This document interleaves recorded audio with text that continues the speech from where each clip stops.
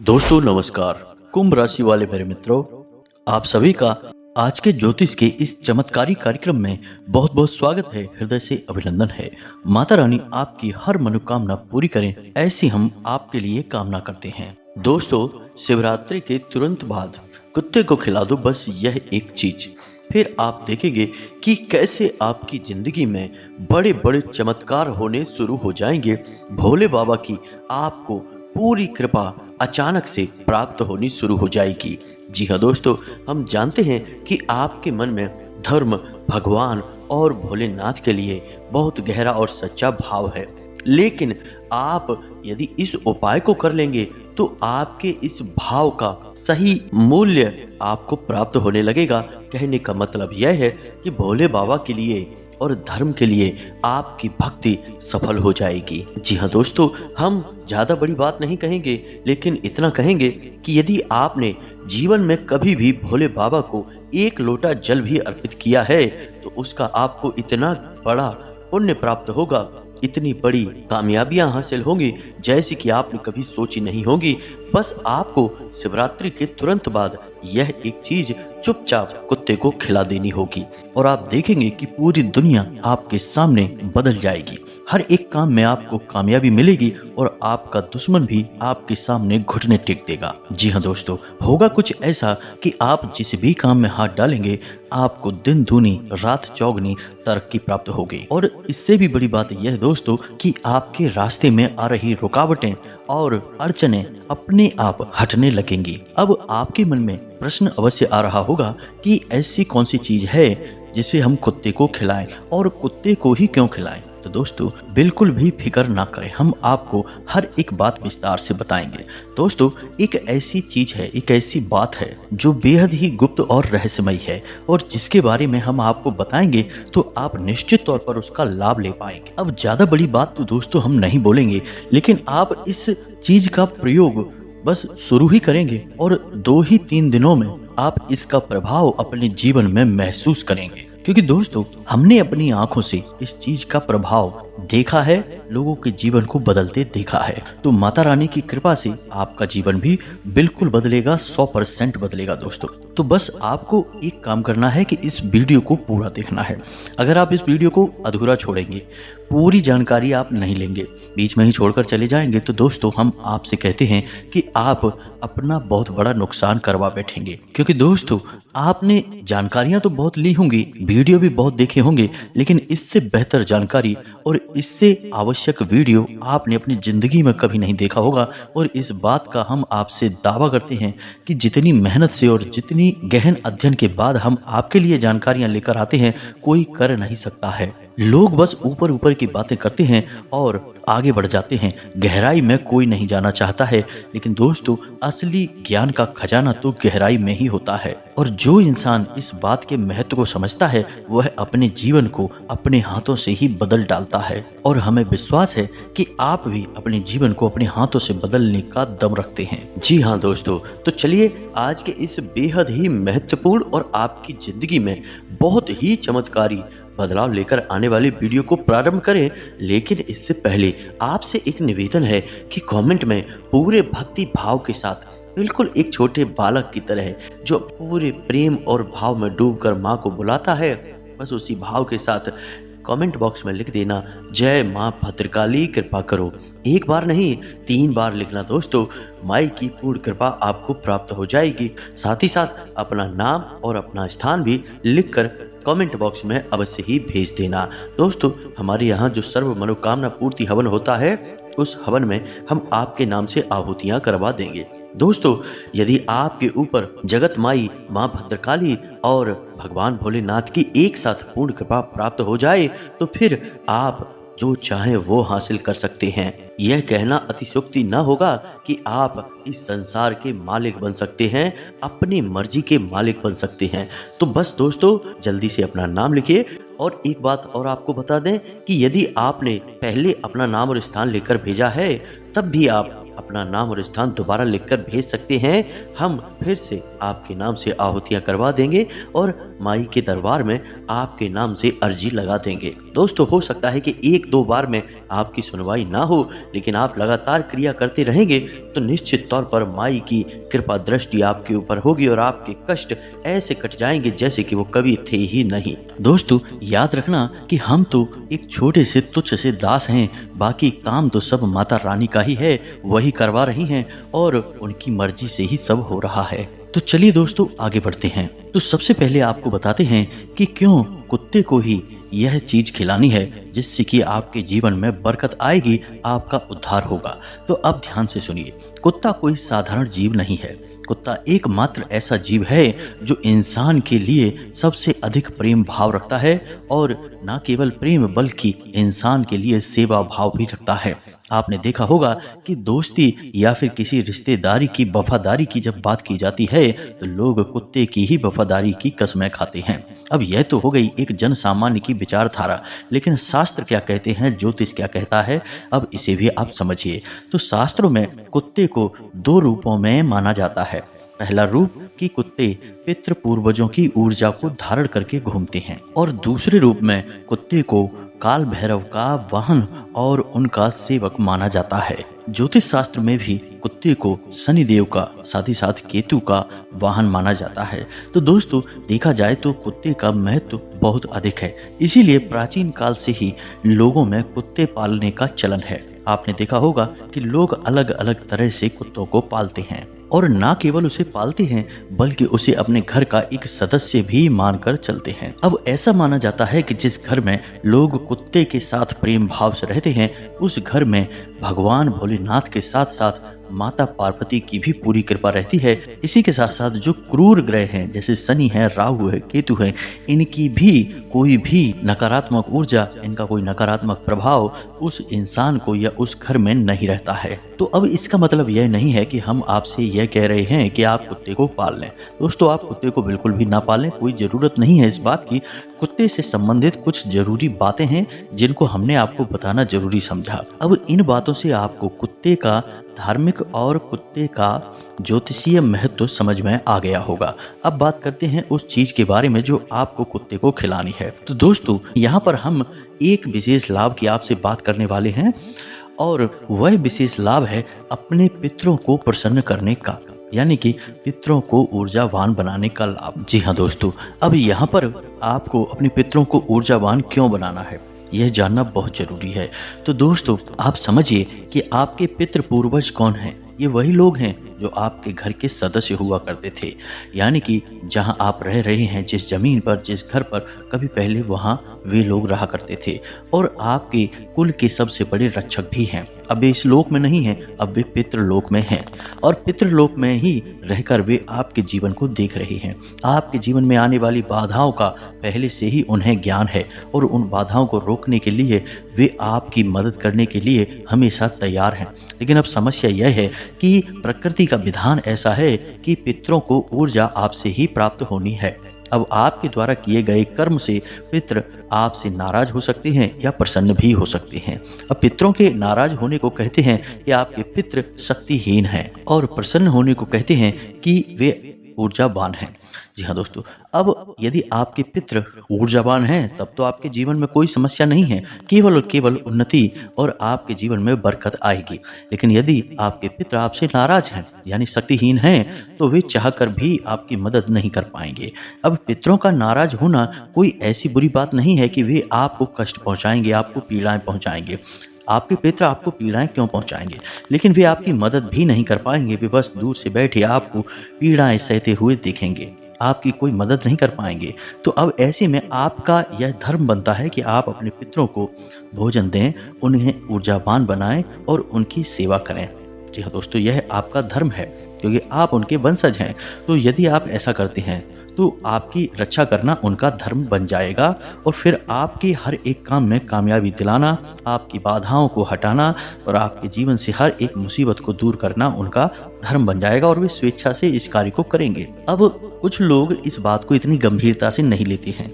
वे बस श्राद्ध पक्ष में 15 दिनों के लिए पितरों को भोजन वगैरह, तर्पण, पिंडदान वगैरह करवा के और सोचते हैं कि बस वर्ष भर के लिए उनका काम हो गया। लेकिन दोस्तों, ऐसा नहीं है। हमें अपने शास्त्रों को समझना चाहिए। हमारे शास्त्रों में वर्ष भर पितरों को ऊर्जावान बनाने के विधि विधान दिए गए हैं, और ऐसे में आप कुछ ऐसी क्रियाएं कर सकते हैं जिससे आपके पितृ पूर्वज हमेशा हमेशा के लिए ऊर्जावान बन सकते हैं और आपकी मददगार भी बन सकते हैं। जी हाँ दोस्तों, तो इसी कार्य के बारे में आज हम आपको बताने वाले हैं। अब हम आपको जो बता रहे हैं उस बात को आप ध्यान से समझिए। आपके पितृ कहाँ रहते हैं? पितृ लोक में रहते हैं। वे इस धरती पर विचरण करने के लिए आते अवश्य हैं, लेकिन उनका निवास पितृलोक में है। और शास्त्रों की माने तो पितृलोक जो है वो सूर्य लोक के नजदीक है और सूर्य भगवान पितरों के स्वामी हैं, उनके रक्षक हैं। और जब पितरों को अपने वंशजों से मिलने के लिए जमीन पर आना पड़ता है तो वे सूर्य की किरणों पर ही सवार होकर, उनकी किरणों में समाहित होकर ही पितरों की ऊर्जा धरती लोक पर आती है। तो अब यहाँ पर पितरों का संबंध सूर्य से भी बनता है और कुत्ते से भी बनता है। वैसे तो और भी जानवर हैं जिनसे पितरों का गहरा संबंध माना जाता है, लेकिन कुत्ते से सबसे अधिक संबंध माना जाता है। अब आपको समझना है कि इस बात का आप लाभ कैसे ले पाएंगे, यानी कि आप यदि इस उपाय को कर लेंगे तो आपके इस भाव से आपके पितृ ओजस्वी हो जाएंगे, ऊर्जावान हो जाएंगे और आपके लिए हमेशा हमेशा के लिए मददगार बने रहेंगे। अब यहाँ पर कुछ लोग ऐसे भी होंगे जो ये सोचेंगे कि हमें क्या ज़रूरत है ये सब करने की, हमारे पितृ तो ऊर्जावान हैं। तो दोस्तों, हम आपको बता दें कि जैसा कि आज के समय में लोगों का जीवन हो गया है, लोग एक दूसरे से कोई मतलब नहीं रखते हैं। परिवार में रहते हुए भी आपस में बात करने का समय नहीं है, भागदौड़ भरा जीवन हो चुका है। तो ऐसे में हम आपको बताएं, यह एक बुरी खबर हो सकती है या आपको सुनकर झटका लग सकता है कि ऐसा कोई परिवार नहीं है, ऐसा कोई इंसान नहीं है जिसके ऊपर पितृदोष ना लगा हो।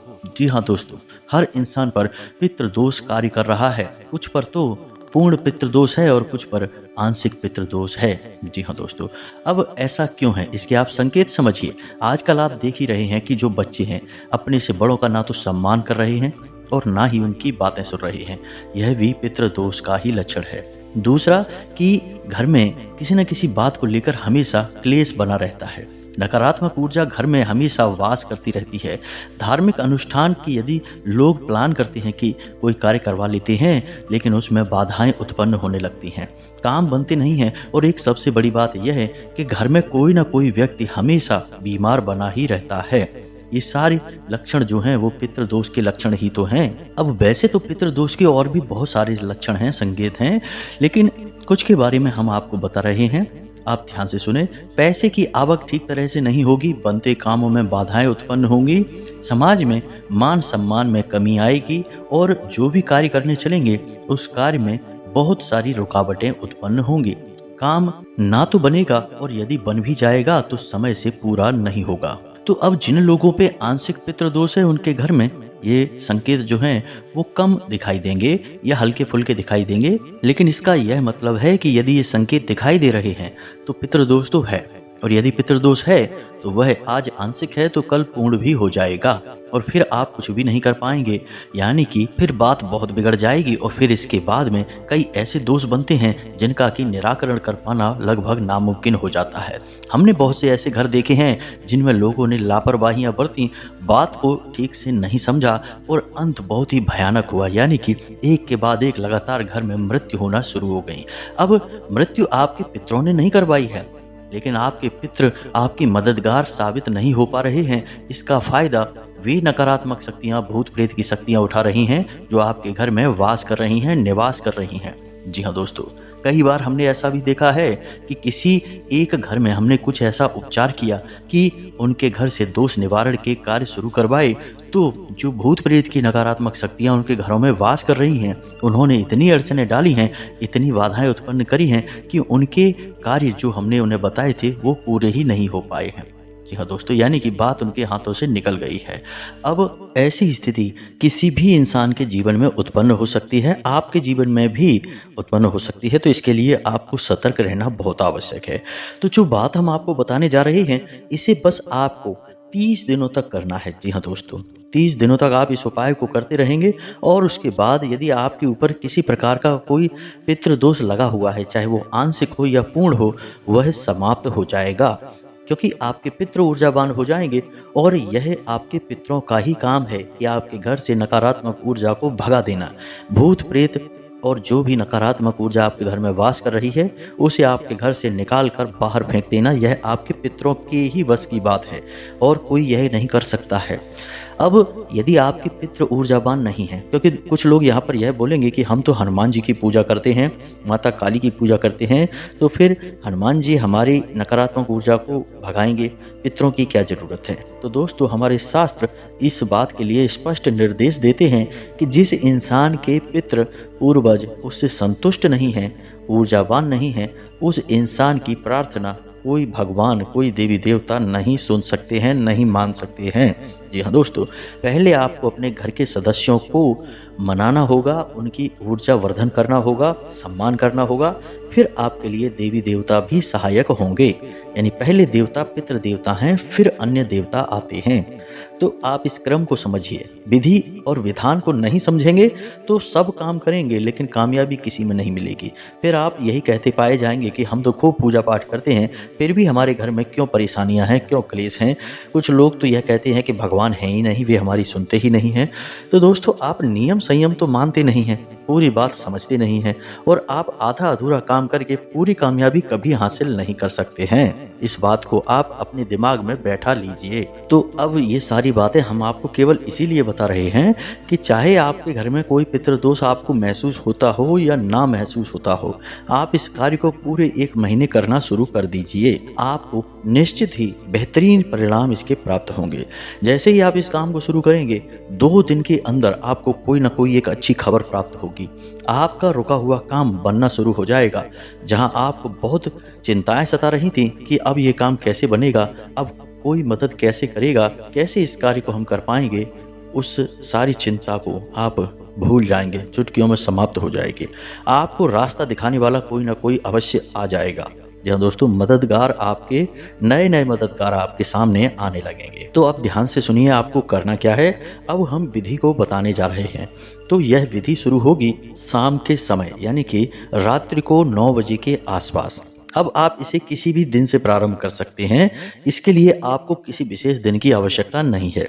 और कुत्ता यदि काले रंग का हो तो सर्वोत्तम है, काला सफेद रंग का है तो और भी बेहतरीन है। लेकिन अगर इस प्रकार के कुत्ते आपको नहीं दिखाई देते हैं तो फिर आप किसी भी कुत्ते को आप इस कार्य में शामिल कर सकते हैं। इसका कोई विशेष प्रावधान नहीं है।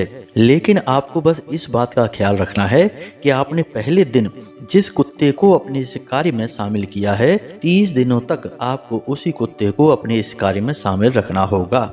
यानी यह नहीं होगा कि आज आपने किसी एक कुत्ते को यह खिलाया, कल किसी अन्य कुत्ते को खिला दिया। ऐसा नहीं होगा, इससे यह नियम बदल जाएगा। जी हाँ दोस्तों, तो अब सुनिए लाल किताब का यह बेहद ही शक्तिशाली उपाय क्या है और कैसे करना है, यह हमने आपको बता ही दिया है। तो घर की रसोई में महिलाएं जब रात्रि के समय खाना बनाएं तो जो आखिरी लोई रोटी की बची रह जाए तो उस लोई में उनको कुछ न कुछ मिलाना है। अब वो क्या मिलाना है आप ध्यान से समझिए।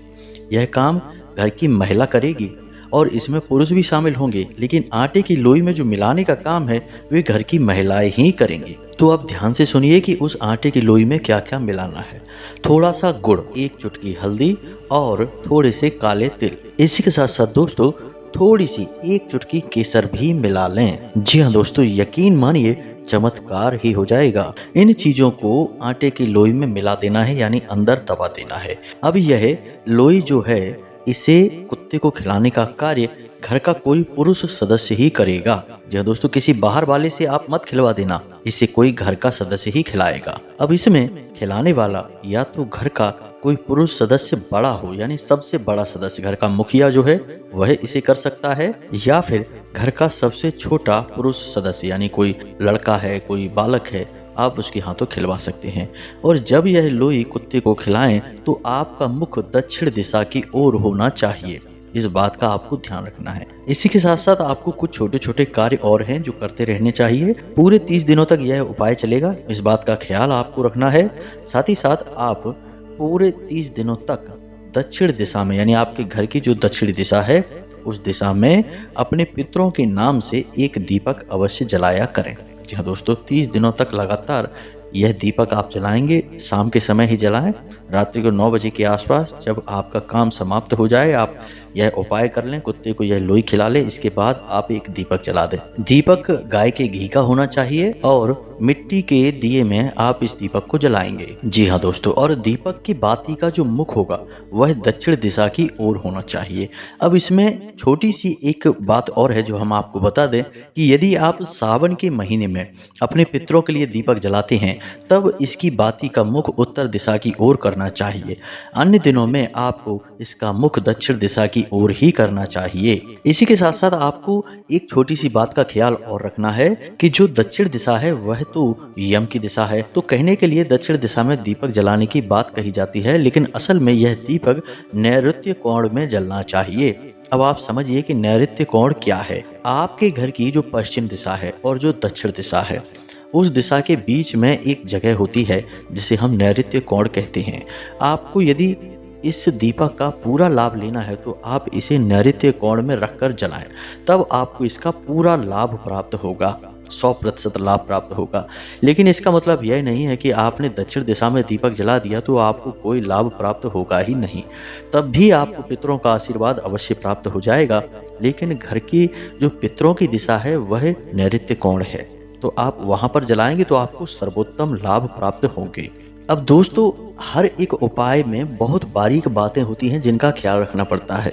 हम पूरी कोशिश करते हैं कि आपको हर एक बात विस्तार के साथ बता दें, फिर भी कुछ न कुछ बातें अवश्य रह ही जाती हैं बताने के लिए। और यहाँ पर एक बात यह भी है कि हर उपाय वर्ष में आप किस समय कर रहे हैं इस पर भी निर्भर करता है कि उसमें कुछ परिवर्तन किए जाएंगे या नहीं किए जाएंगे। तो इस वजह से एक ही उपाय आपको हो सकता है कि अलग अलग समझ में आए कि अभी तो आपने यह बताया, कुछ दिन बाद आपने यह बता दिया। तो वह समय पर आधारित होता है कि अभी जो समय चल रहा है उस समय उपाय किस तरह से कार्य करेगा। एक ही उपाय पूरे वर्ष भर एक जैसा कार्य नहीं कर सकता है। यह आपकी इच्छाओं पर निर्भर करेगा कि आप क्या चाहते हैं इस उपाय से, और यह वर्ष में किस समय किया जा रहा है इस पर भी निर्भर करेगा। तो अभी फिलहाल आप इस उपाय को इसी प्रकार करें जैसा हमने आपको बताया है, और आप देखेंगे कि 2-4 दिन में ही आपको बेहतरीन परिणाम प्राप्त होने शुरू हो जाएंगे, अच्छी अच्छी खबरें सुनाई देनी शुरू हो जाएंगी और ईश्वर की पूरी कृपा आपको प्राप्त होनी शुरू हो जाएगी। पूजा पाठ जो भी आप करेंगे वह पूरा पूजा पाठ आपको ही लगेगा, आपको उसका पूरा लाभ मिलेगा। अब इससे जुड़े हुए कोई भी प्रश्न यदि आपके मन में आते हैं तो आप कमेंट करके पूछें, हम आपके प्रश्नों के जवाब देने की पूरी कोशिश करेंगे। इसी के साथ साथ कमेंट में पूरे भक्ति भाव के साथ जय माँ भद्रकाली कृपा करो, जय पितृ देवता कृपा करो अवश्य लिखना। पितृ देवता की और माता भद्रकाली की पूरी कृपा आपको प्राप्त होगी और आपका जीवन संवर जाएगा। इसी के साथ साथ आज की इस वीडियो को विराम देते हैं, मिलते हैं अगले ज्ञानवर्धक वीडियो में। तब तक के लिए धन्यवाद। जय माता की।